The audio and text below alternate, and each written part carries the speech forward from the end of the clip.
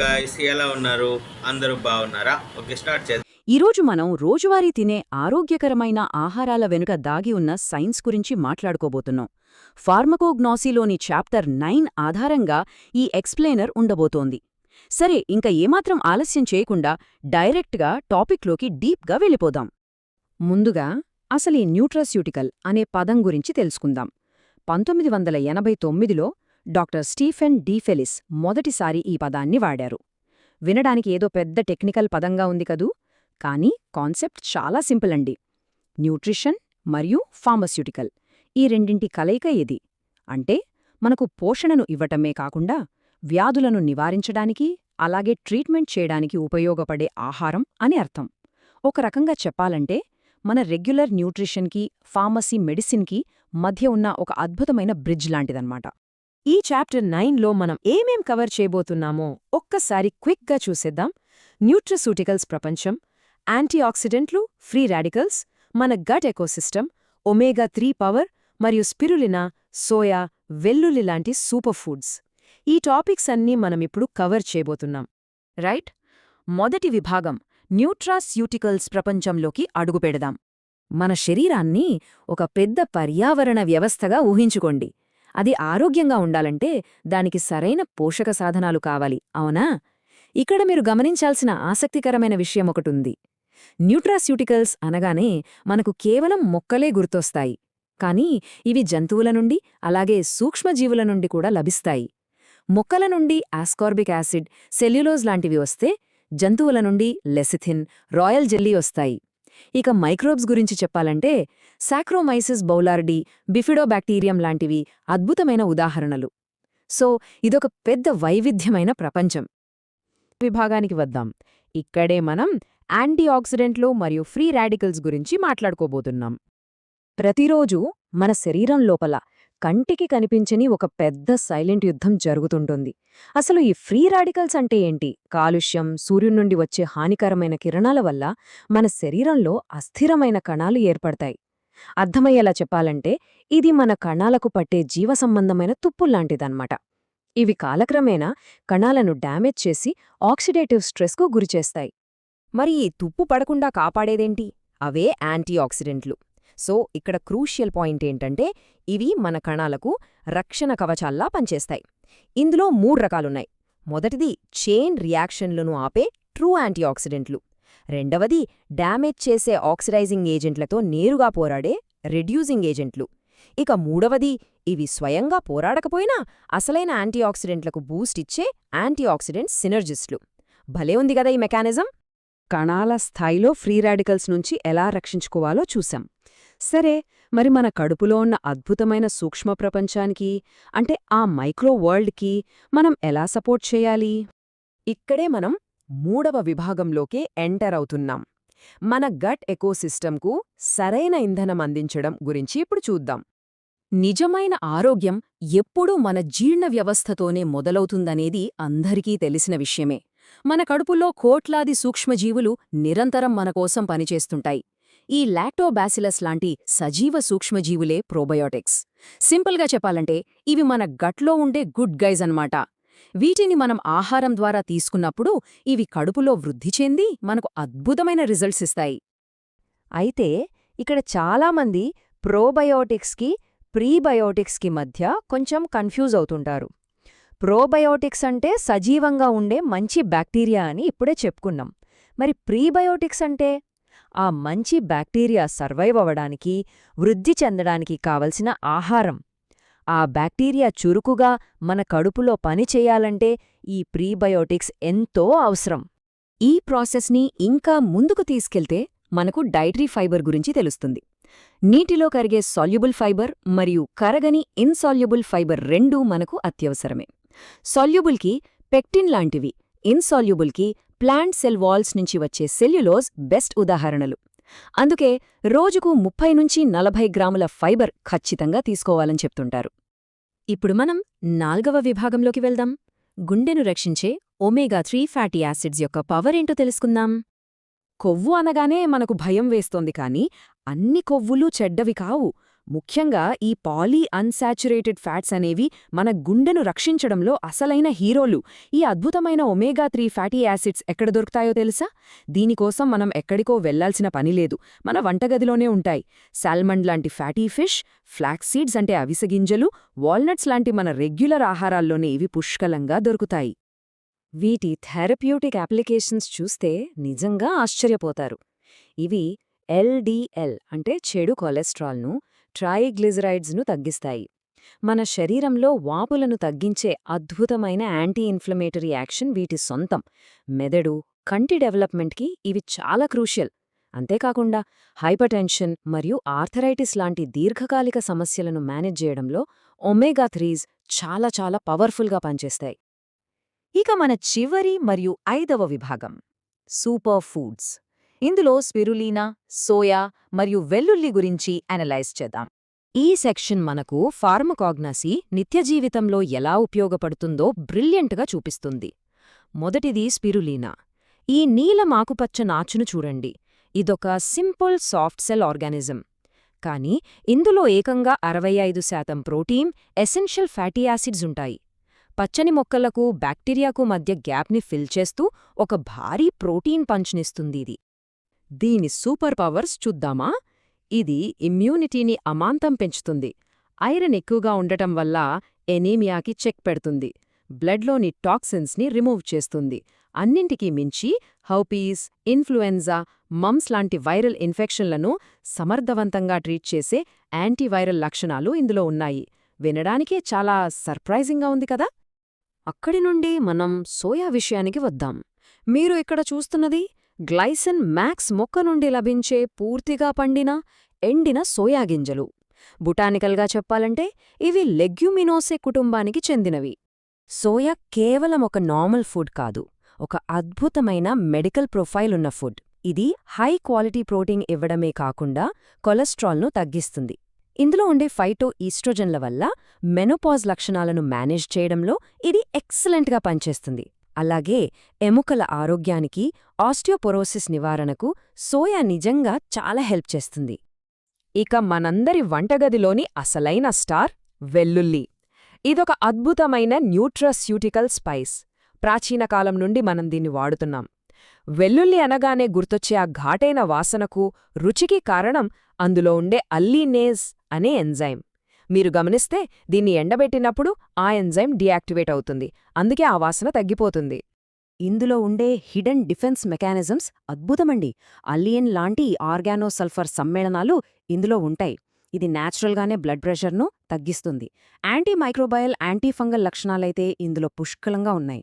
కానీ most mind blowing fact ఏంటంటే, ప్రాణాంతకమైన క్షయవ్యాధికి అంటే టీబీకి కారణమయ్యే మైకోబాక్టీరియం ట్యూబర్కులోసిస్ బ్యాక్టీరియా పైన కూడా ఇది యాంటీబ్యాక్టీరియల్గా అద్భుతంగా పోరాడుతుంది. No way! అసలు మనం ఎక్స్పెక్ట్ చేయలేం కదా ఇన్ని బెనిఫిట్స్ ఉంటాయని. సో ఫైనల్గా ఇదంతా చూశాక మీకేమనిపిస్తోంది? మీ వంటగదిలోని అలమరాల్లో ఇంకెన్ని అద్భుతమైన ఔషధ మొక్కలు దాగి ఉన్నాయో కదా? మన ఫుడ్ని ఫార్మకాగ్నసీ అనే ఈ ఇంట్రెస్టింగ్ సైంటిఫిక్ లెన్స్ ద్వారా చూడటం స్టార్ట్ చేద్దాం. మనం తినే ప్రతి చిన్న పదార్థంలోనూ ఎంతో పెద్ద సైన్స్ దాగి ఉంది. ఈ ఎక్స్ప్లెయినర్ ద్వారా మీకు మంచి ఇన్సైట్స్ దొరికాయని ఆశిస్తున్నాను. Keep exploring. ఈనాటి మన ఈ లోతైన విశ్లేషణ కార్యక్రమానికి స్వాగతం. Thank you. ఈరోజు టాపిక్ చాలా ఇంట్రెస్టింగ్గా ఉండబోతుంది. అవును, అంటే మనం రోజూ ప్లేట్ నిండా భోజనం పెట్టుకుని తింటాం కదా. కరెక్ట్. ఆ కడుపు నిండిపోగానే మెదడుకు సిగ్నల్ వెళ్తుంది, ఇక మన పని అయిపోయిందని అనుకుంటాం. సాధారణంగా అందరూ అలాగే అనుకుంటారు. ఆహారం అంటే కేవలం ఇంధనమని. కానీ అసలు ఆ ఆహారం లోపలికి వెళ్ళాక ఏం జరుగుతుంది అనేది ఈరోజు మనం ఫార్మకోగ్నాసీ పత్రాలు, ముఖ్యంగా చాప్టర్ 9 ద్వారా డీకోడ్ చేయబోతున్నాం. దీంట్లో ఆరోగ్య ఆహారంగా మూలికలు అనే దాని గురించి చాలా డీటెయిల్డ్గా ఉంది. అవును, ఆ పత్రాలు చదువుతున్నప్పుడు నాక్కూడా అదే అనిపించింది. మనం తినేది కేవలం ఆకలి తీర్చే ఫుడ్ కాదు. అంటే అదొక ఔషధంలా కూడా పనిచేస్తుందంటారు. ఖచ్చితంగా. పండ్లు, కూరగాయల్లో కేవలం విటమిన్లు, మినరల్స్ మాత్రమే ఉంటాయని అనుకుంటాం. కానీ వాటిలో బయోయాక్టివ్ సమ్మేళనాలుంటాయి. ఓహో, బయోయాక్టివ్ సమ్మేళనాలా? అవును, అంటే ఈ పాలిఫెనాల్స్, కెరోటినాయిడ్స్ లాంటివన్నమాట. ఇవి కేవలం పోషకాలివ్వటమే కాదు, మన కణాలను డ్యామేజ్ నుంచి కాపాడతాయి. వావ్! వినడానికే చాలా ఆసక్తికరంగా ఉంది. అయితే నాకొక చిన్న సందేహం. ఆహారం మనకు శక్తినిస్తుంది అనేది అందరికీ తెలుసు. అవును. మరి అదొక మెడిసిన్లా రోగాలను నయం చేస్తుంది అని ఈ ఆలోచన అసలు శాస్త్రీయంగా ఎప్పుడు మొదలైందంటారు? మంచి ప్రశ్న. దీనికోసం మనం 1989కి వెళ్ళాలి. అప్పుడు డాక్టర్ స్టీఫెన్ డిఫెలిస్ అనే ఒక శాస్త్రవేత్త ఒక కొత్త పదాన్ని సృష్టించారు. ఏంటా పదం? న్యూట్రాస్యూటికల్స్. న్యూట్రస్యూటికల్స్ అంటే న్యూట్రిషన్కి సంబంధించిందా? కరెక్ట్గా పట్టుకున్నారు. ఆయన 2 వేరువేరు పదాలను కలిపేశారు. ఒకటి న్యూట్రిషన్ అంటే పోషకాహారం, ఓకే. రెండవది ఫార్మస్యూటికల్ అంటే ఔషధం. ఓహో, ఈ రెండూ కలిపి న్యూట్రస్యూటికల్ అయిందనమాట. అవును. ఒక ఆహారం కేవలం ఆకలి తీర్చడమే కాకుండా వ్యాధులను నివారించే చికిత్సా ప్రయోజనాలనిస్తే దాన్ని ఆయన న్యూట్రాస్యూటికల్ అని పిలిచారు. అంటే ఇప్పుడు జలుబు, దగ్గు లాంటి చిన్న సమస్యలే కాకుండా పెద్ద పెద్ద రోగాలను కూడా ఇది అడ్డుకోగలదా? ఖచ్చితంగా అడ్డుకోగలదు. ఈ పత్రాలలో అదే చెప్పారు. క్యాన్సర్, డయాబెటీస్, గుండె జబ్బులు, ఆర్థరైటిస్ లాంటి దీర్ఘకాలిక వ్యాధులను కూడా ఇవి నివారిస్తాయి. నిజంగానా? అవును. వీటిని ఎక్కడి నుండి తీసుకుంటామనే దాన్ని బట్టి రకాలుగా విడగొట్టారు. అంటే మొక్కల నుండి వచ్చేవి, ఉదాహరణకు ఆస్కార్బిక్ యాసిడ్. అంటే పండ్లల్లో ఉండే విటమిన్ సి లాంటిది. అవును. అలాగే జంతు సంబంధిత వనరుల నుండి లెసితిన్ వస్తుంది. ఇంకోటి కంటికి కనిపించని సూక్ష్మజీవులు అంటే మైక్రోబ్స్ నుండి. మైక్రోబ్స్ నుండి కూడానా? అవును. లాక్టోబాసిల్లస్ లాంటివి మనకు అక్కడి నుండి అందుతాయి. ఇంకో రకం వర్గీకరణ కూడా ఉంది. అవి చేసే చికిత్స ఆధారంగా. చికిత్స ఆధారంగా అంటే? అంటే ఇప్పుడు మిరపకాయల్లో క్యాప్సిసిన్ అని ఉంటుంది. అది యాంటీ క్యాన్సర్గా పనిచేస్తుంది. అలాగే సోయా ప్రోటీన్, అది ఎముకలు అరిగిపోకుండా కాపాడుతుంది. ఒక్క నిమిషం, దీన్ని నేను ఇలా అర్థం చేసుకోవచ్చా? మనం సాధారణంగా ఆహారాన్ని బండిలో పోసే పెట్రోల్ అనుకుంటాం. అవును. కానీ ఈ న్యూట్రాస్యూటికల్స్ గురించి వింటుంటే ఇది కేవలం పెట్రోల్ కాదు, మన సిస్టంలో ఎప్పటికప్పుడు రిపేర్ చేసే ఒక సాఫ్ట్వేర్ అప్డేట్లా అనిపిస్తోంది. అద్భుతమైన పోలిక. అంటే ఎక్కడో ఒక లోపం వస్తే ఆ సాఫ్ట్వేర్ దాన్ని అప్డేట్ చేసి సరిచేస్తుందన్నమాట. ఖచ్చితంగా అంతే. అది లోపల ఏం జరుగుతుందో పర్యవేక్షించి టార్గెటెడ్గా రిపేర్ చేస్తుంది. కానీ అసలు రిపేర్ అవసరమయ్యేంత డ్యామేజ్ మన శరీరంలో ఎందుకు జరుగుతుంది? నేనీ పత్రాలు చదువుతున్నప్పుడు ఫ్రీ రాడికల్స్ అనే పదం పదే పదే కనిపించింది. అవును. అదొక పెద్ద విలన్ లాంటిది మన శరీరంలో. అసలు ఈ ఫ్రీ రాడికల్స్ అంటే ఏంటి? ఇవి మన కణాలకు ఎలా హాని చేస్తాయి? దీన్ని అర్థం చేసుకోవాలంటే మనం సెల్యులార్ లెవెల్కి, అంటే కణాల స్థాయికి వెళ్ళాలి. మన శరీరంలోని ప్రతి కణం స్థిరంగా ఉండాలంటే దానికి జంటగా ఎలక్ట్రాన్లు ఉండాలి. ఓకే, జంటగా ఉండాలి. కానీ కాలుష్యం, హానికరమైన సూర్యకిరణాలు లేదా ఒత్తిడి వల్ల కొన్ని కణాలు ఒక ఎలక్ట్రాన్ను కోల్పోతాయి. ఆ ఎలక్ట్రాన్ తక్కువగా ఉన్న అస్థిరమైన కణాలనే ఫ్రీ రాడికల్స్ అంటారు. అంటే అవి అస్థిరంగా ఉంటాయన్నమాట. అవును. అవి చాలా ఆవేశంగా ఉంటాయి. తమకు తగ్గిన ఎలక్ట్రాన్ ఎలాగైనా తెచ్చుకోవాలని పక్కనే ఉన్న ఆరోగ్యకరమైన కణాల మీద దాడి చేసి వాటి ఎలక్ట్రాన్లను లాక్కుంటాయి. ఓహో, అంటే ఇదొక దొంగతనం లాంటిదన్నమాట. ఒక కణం తన ఎలక్ట్రాన్ను కోల్పోయి ఫ్రీ రాడికల్ అవుతుంది, వెంటనే అది పక్క కణం మీద దాడి చేస్తుంది. అవును, కరెక్ట్. అప్పుడు ఆ పక్క కణం మళ్ళీ ఇంకో కణం మీద దాడి చేస్తుంది. ఇదొక చైన్ రియాక్షన్లా ఉందే. సరిగ్గా పట్టుకున్నారు. ఆ గొలుసుకట్టు చర్యనే ఆక్సిడేటివ్ స్ట్రెస్ లేదా ఆక్సీకరణ ఒత్తిడి అంటారు. ఆక్సీకరణ ఒత్తిడి. దీనివల్ల కణాలలోని డిఎన్ఏ దెబ్బతింటుంది. అల్జీమర్స్, గుండె జబ్బులు, క్యాన్సర్ లాంటివి రావడానికి ఇదే ప్రధాన కారణం. వింటుంటే భయంగా ఉంది. గాలి తగిలి ఇనుముకు నెమ్మదిగా తుప్పుపట్టినట్టు ఈ ఫ్రీ రాడికల్స్ మన శరీరాన్ని లోపల నుంచి తుప్పుపట్టిస్తున్నాయన్నమాట. ఖచ్చితంగా అలాగే జరుగుతోంది. మరి దీనికి విరుగుడు లేదా? మనం తినే యాంటీఆక్సిడెంట్స్ ఈ తుప్పు పట్టకుండా కొట్టే రంగులాంటివా? అవి ఈ దాడిని ఆపుతాయా? మీరు చెప్పినట్టు అవి ఆ తుప్పు పట్టకుండా రక్షించే కవచాలే. ఈ పత్రాలలో యాంటీఆక్సిడెంట్లను 3 రకాలుగా చెప్పారు. ఓకే, 3 రకాలా? అవును. మొదటిది ట్రూ యాంటీఆక్సిడెంట్స్. ఇవి చాలా గొప్పవి, ఎందుకంటే ఆ ఫ్రీ రాడికల్స్కు కావలసిన ఎలక్ట్రాన్ను ఇవి స్వయంగా ఇచ్చేస్తాయి. ఓహో, వాటంతటవే ఇచ్చేస్తాయా? అవును. పక్క కణాన్ని నాశనం చెయ్యొద్దు, నా దగ్గర ఎలక్ట్రాన్ ఉంది తీసుకో అని చెప్పి ఆ చైన్ రియాక్షన్ ఆపేస్తాయి. రెండవ రకమొచ్చేసి రెడ్యూసింగ్ ఏజెంట్స్. ఇవేం చేస్తాయి? ఇవి ఆక్సిజన్ను తామే గ్రహించి కణాలకు ఆక్సీకరణం జరగకుండా కాపాడతాయి. మూడవ రకం కూడా ఏదో ఉన్నట్టుంది కదా, యాంటీఆక్సిడెంట్ సినర్జిస్ట్లు అని చదివినట్లు గుర్తు. సినర్జిస్ట్ అంటే కలిసి పనిచేసేది అని కదా. అవును, ఈ మూడవ రకం చాలా ఇంట్రెస్టింగ్. ఇవి నేరుగా ఫ్రీ రాడికల్స్తో ఫైట్ చేయలేవు, కానీ అసలైన యాంటీఆక్సిడెంట్స్తో కలిసినప్పుడు వాటి బలాన్ని 100 రెట్లు పెంచుతాయి. అబ్బా, భలే ఉందే. అంటే యుద్ధభూమిలో నేరుగా కత్తి పట్టుకుని పోరాడకపోయినా వెనక ఉండి సైన్యానికి బలాన్నిచ్చే సైన్యాధ్యక్షుడిలా ఇవి పనిచేస్తాయన్నమాట. కరెక్ట్గా చెప్పారు. మరి ఇంత గొప్ప రక్షణ వ్యవస్థ మనకి ఏ ఆహారం ద్వారా లభిస్తుంది? పండ్లు, కూరగాయల్లో ఇవి దండిగా ఉంటాయి. పండ్లలో దొరికే విటమిన్ సి, గింజలలో ఉండే విటమిన్ ఇ ఇవన్నీ యాంటీఆక్సిడెంట్లే. అలాగే టొమాటోలకు ఆ ఎరుపు రంగునిచ్చే లైకోపీన్ కూడా. ఓహో, లైకోపీన్. రంగుల గురించి చెప్పారు కాబట్టి అడుగుతున్నాను. ఈ కెరోటినాయిడ్స్ అంటే ఏంటి? ఇవి కేవలం రంగునిచ్చే పిగ్మెంట్స్ మాత్రమే కదా? అందరూ అలాగే అనుకుంటారు, కానీ అవి మన శరీరంలోకి మెళ్ళాక అద్భుతాలు చేస్తాయి. ఉదాహరణకు క్యారెట్లలో ఉండే బీటా కెరోటిన్ తీసుకోండి. బీటా కెరోటిన్ కంటికి మంచిదంటారు కదా? అవును, ఎందుకంటే ఇది శరీరంలోకి వెళ్ళాక విటమిన్ ఏగా మారుతుంది. ఇది కంటి రెటీనాకు చాలా అవసరం.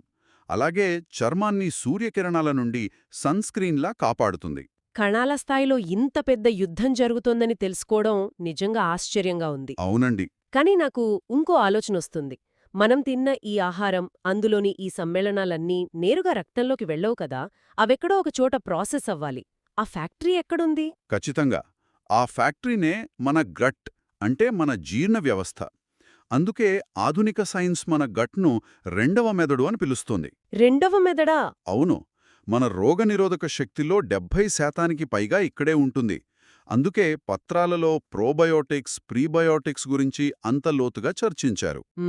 ప్రోబయోటిక్స్ అనే పదం ఈ మధ్య చాలా వింటున్నాం. పెరుగులో మంచి బ్యాక్టీరియా ఉంటుందని తెలుసు, కానీ అసలు మన కడుపులో ఈ బ్యాక్టీరియా ఎందుకుండాలి? మన జీర్ణ వ్యవస్థ ఒక పెద్ద నగరం లాంటిది. అందులో కోటానుకోట్ల సూక్ష్మజీవులుంటాయి. హాని చేసేవి ఉంటాయి, మేలు చేసేవి ఉంటాయి. ఓకే. ఈ ప్రోబయోటిక్స్ అనేవి సజీవంగా ఉండే మంచి బ్యాక్టీరియా, లాక్టోబాసిల్లస్ లాంటివి అన్నమాట. ఇవి హానికరమైన బ్యాక్టీరియాను అడ్డుకుంటాయి, అరుగుదలకు సహాయపడతాయి, గుండె జబ్బులను కూడా నివారిస్తాయి. సరే, ప్రోబయోటిక్స్ అంటే మంచి బ్యాక్టీరియా అనుకుందాం. మరి ప్రీబయోటిక్స్ అంటే ఏంటి? రెండూ ఒకేలా వినిపిస్తున్నాయి. చాలా తేడా ఉందండి. సింపుల్గా చెప్పాలంటే, మనం లోపలికి పంపించిన ఆ మంచి బ్యాక్టీరియా బతకడానికి ఆహారం కావాలి కదా, ఆ ఆహారమే ఈ ప్రీబయోటిక్స్. హోహో, వాటికి ఫుడ్ అన్నమాట. అవును, ఇవి మనం నేరుగా జీర్ణించుకోలేని కొన్ని కార్బోహైడ్రేట్లు. బ్యాక్టీరియా వాటిని తిని వృద్ధి చెందుతుంది. దీనివల్ల కాల్షియం, మెగ్నీషియం లాంటి ఖనిజాలను మన శరీరం బాగా గ్రహిస్తుంది. భలే ఉందే ఈ కాన్సెప్ట్.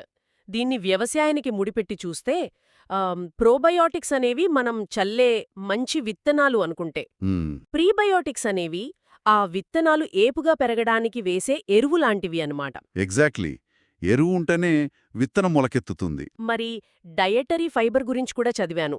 దాన్ని ఈ పొలాన్ని ఎప్పటికప్పుడు శుభ్రంగా ఉంచే ట్రాక్టర్ అనుకోవచ్చా? భలే చెప్పారు. నిజంగా ఆ ట్రాక్టర్ చేసే పనే ఈ ఫైబర్ చేస్తుంది. ఇందులో 2 రకాలుంటాయి, నీటిలో కరిగేది, కరగనిది.